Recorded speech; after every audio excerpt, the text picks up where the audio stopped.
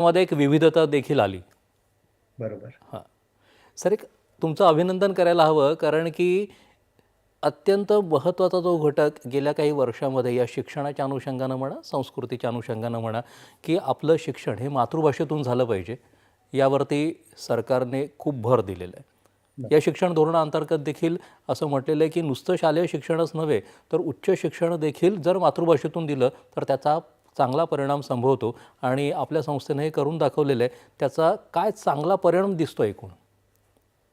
त्याचा एक चांगला परिणाम असा दिसतो. याची थोडीशी पार्श्वभूमी सांगतो. 2021 साली जेव्हा नॅशनल एज्युकेशन पॉलिसी लॉन्च झाली आणि ती आम्हाला जेव्हा इम्प्लिमेंटेशनसाठी सांगितलं, तर तेव्हा आम्ही त्याचे जे काही धोरणाचे अभ्यास करत होतो. तर तेव्हा असं लक्षात आलं की अरे मातृभाषेमध्ये उच्च शिक्षण घेण्यासाठीचं एक एक इन्स्टिट्यूट तरी प्रत्येक रिजनमध्ये पाहिजे आहे.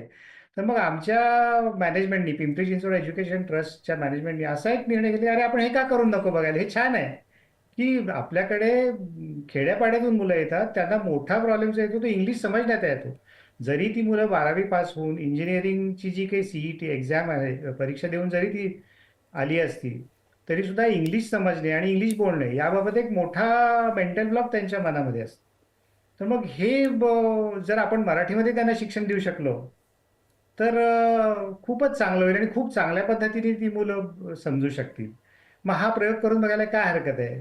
हा विचार करून आम्ही आमच्या मॅनेजमेंटनी तो निर्णय घेतला की आपण computer engineering in regional language म्हणजे मराठीतून आपण चालू करू.